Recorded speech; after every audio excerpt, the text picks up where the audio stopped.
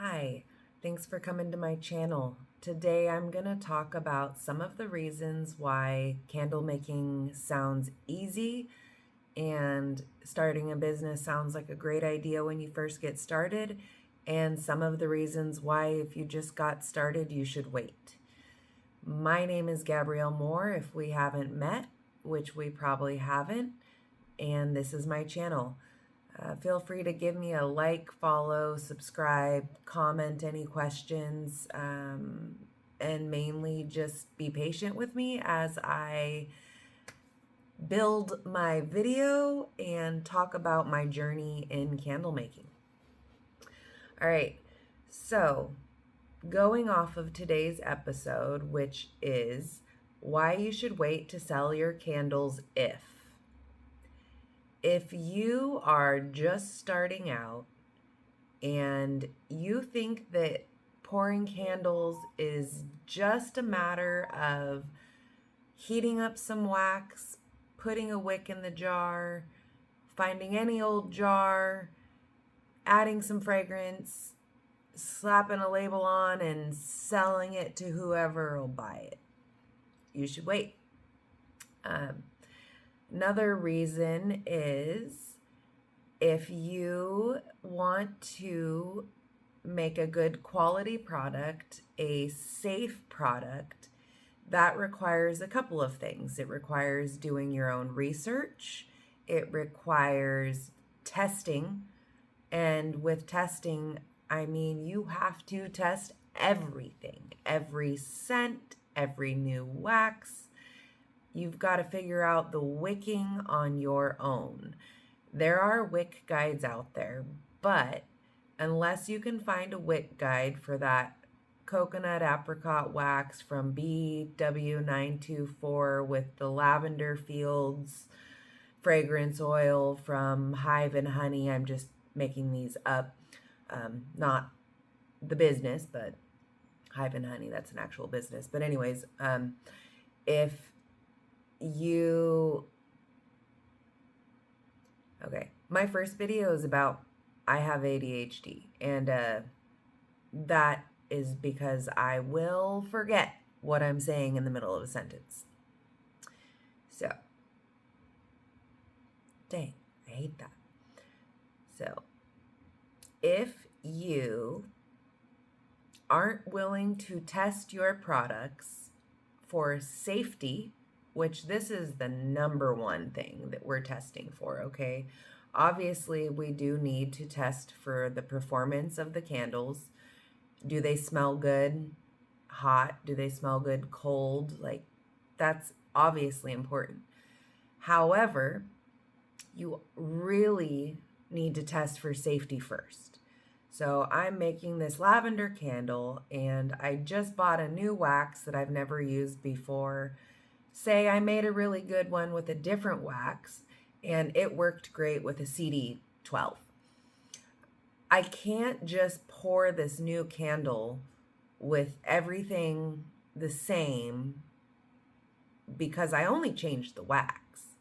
No, you have to retest that. You have to retest if you're changing the wick, if you change the wax, if you change the fragrance oil, if you change the container, if you change the color of the container, if you decide to add color to it, if you pour it in the summer the first time, but now you're pouring it in the winter. You bought a new batch of the same wax, but it's a different batch. All right, so this is a whole different episode, right? Testing candles, okay? That's a whole different episode. So that's just one of the reasons why if you're just starting out, you want to make a business out of making candles, which by the way, I do want to turn this into a business. That is my goal.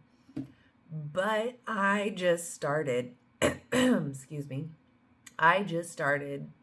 this is a hobby originally in September, and it's beginning of February 2026. So I've been doing it October, November, December, January, Like, I've been doing it around 4 to 5 months. Not long enough that I have any one single product that I'm confident in all of its performance. Not long enough that I've created multiple candles that I know perform safely and effectively. I don't have my business name yet, and I don't have, and this is another big point, insurance. I don't have a business license, and I don't have business insurance. Now, why would you need insurance if you're just pouring a candle and selling it to a friend? It protects you. It protects me. We are making products that use fire. And this is a fun fact. In 2022, May of 2022, my daughter and her friend came over to the house and they accidentally knocked over a candle and then proceeded to go into their little fort. What do you think happened?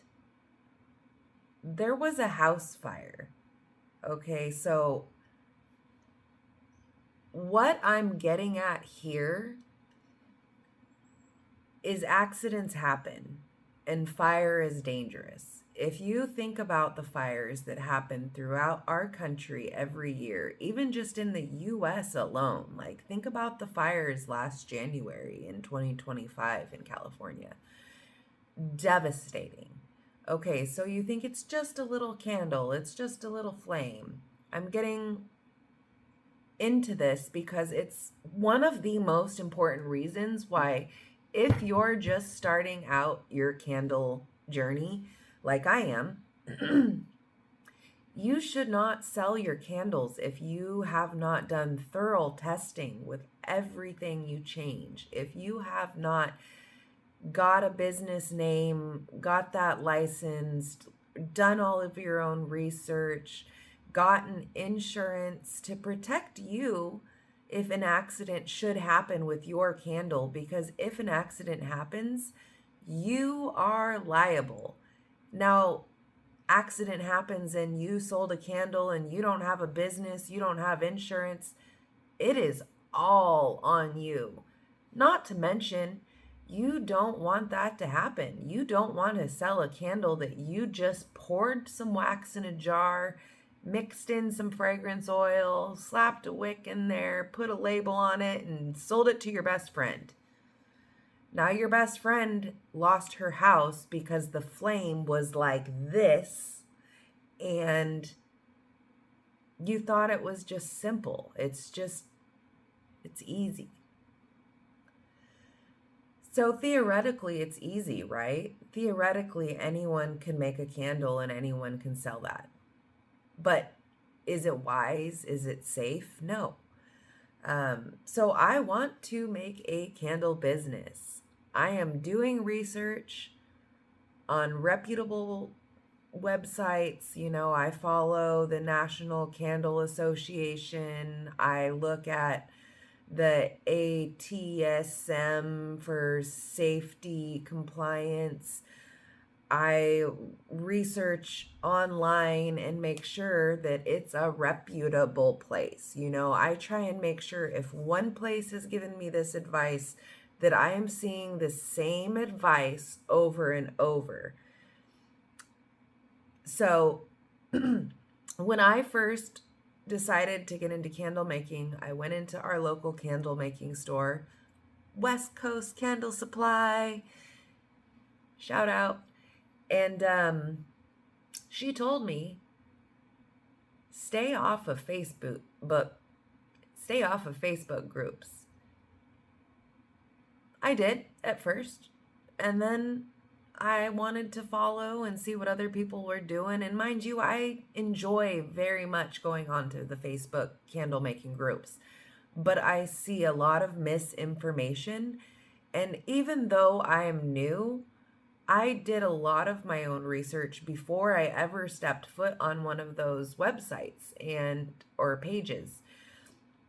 And so anyways, that's probably a different episode. So let me go back to my points real quick. So if you haven't done your own research, if you don't think that testing for safety and performance is necessary, if you haven't found your brand yet, if you haven't picked out your target market, right? If you haven't decided on if you're going to have a niche or whatever, if you don't have a business license, if you don't have insurance, if safety is not your number one priority for yourself and your customers, your friends, your family, please wait. Do not sell your candles yet. I have yet to sell one candle. In the beginning, I gifted a couple of candles to a couple of friends. I hadn't done my research. I hadn't tested those candles properly yet. I thought if I poured 10 candles, I could put 5 of this size wick in one and 5 of this size wick in another. And of those 10 candles, one of those 2 wicks, do we call this girl math? I don't know. One of those 2 wicks in those 10 candles would perform well. Okay, that's ridiculous. So after pouring about 100 candles in my first month, probably 6 different scents with a total of 10 different wicks in those 100 candles, I realized I had made a mistake. I should only have poured 2 candles with 2 different wick sizes, or even 3 candles with 3 wick sizes. But 10 with 2 different wicks, 5 of each, that doesn't make sense. Okay, so that's my mistake. I didn't listen. If you're not going to listen to the advice that was given to you by somebody who has a lot more experience than you, you might not even want to listen to my advice, right? Because I told you I'm new. I'm 38 years old and I've never thought in my life that I would want to make candles. I was at a weird point in my life where I was struggling with depression, which I hadn't in years, and my mom was making candles at home, and I just thought that sounded fun. So the first couple I poured, I was addicted, like fast. I was just fast, fell in love with it, and that's what I want to do. And that hasn't changed. But what I want to do, and I hope that you want to do this too. If you're watching this, I assume that you're like me and you want to make a candle business. You want to turn this into a profit, and you want people to share your enjoyment of the beautiful products that you're making. You know, we spend time, we spend money, we spend hours and hours researching so that we can sell you a good product in the future. For me, that's the key word, is in the future. You know, I just got a room that I can dedicate to making my candles. And just because I have this beautiful space with all this room to pour doesn't mean that I'm ready. Just because I can afford to buy the products and make the candles doesn't mean that I am ready. I'm going to try to keep this close to 20 minutes tops because I've probably lost your attention by now. I don't know if I would watch me, but I'm liking my background this time. So if you're just listening to this, You should really see my candle studio. It's so cute. And I have ADHD, so I have a hard time staying focused. So anyways, see how quickly, go back to my first video, which I probably will not link right there because that's editing, and editing takes a lot of time. I have a lot of ideas, guys, but the reason I chose this for my second episode was because I think this is really the most important thing that I, as a new candle maker, can share with other new candle makers. Is if you don't think you're ready, and if you aren't sure that your candles are safe, and you're not using products that are safe. It's another thing, is if you think that one wick size fits all candles, please, please, please do not sell those candles. I was trying to support small businesses like me in the future and testing other candles because I wanted to see how other people's candles performed, and, when would I be ready? So I bought a candle from a place online, and the candles were cute, and you could tell that she was a small business, and I wanted to support that. And I liked the name. I'm not going to share the name because that's a different story. There's another time where I made a review about a candle that I had gotten that had really upset me because of their marketing practices being deceptive and saying that their candles had this special feature. And anyways, I made a mistake of making a post, and it went viral in like 24 hours. And part of me wishes that I had kept it up because whatever, I only read 2 comments, but it had like 264 comments and over 50,000 views. That's never happened to me. So anyways, back to the business. I'm going to show you this candle. I crossed out the name and I crossed out any identifying information from them. Okay, so this wick, I had started out, all right, I don't know if I can move this enough, but all right, we're going to pause for just a second for safety. Okay, so this wick started out at less than 1/8 of an inch long, and I lit this candle knowing I was going to make this video. So this is an 8-ounce jar, and when I first bought the wicks, I noticed that they all looked the same, and I had bought 4 different sizes of jars. So the problem I have with this candle is that the wicks are off of Amazon. And when I mean off of Amazon, I mean there's no size, there's no brand, there's no this candle is best for this diameter, like none of it. And all of the candles had this same wick. All right, so now this video is gonna have a little bit of editing that I have to do, and I hate editing. So anyways, there is a way to go about buying wicks and testing wicks. And if you're only going to buy one size of wick and use that for all your candles and avoid testing for safety, most importantly, please do your research, do your testing, take your time. Most people don't get an idea and turn that into a business the next day. I think I was pouring candles for about 2 weeks before I knew that that's what I wanted to do, that I wanted to turn it into a business. And I have quickly found out that it's going to take me time. Like, for example, this video. This is a part of my candle making journey that I am choosing to do to get ahead of the marketing I'll have to do in the future.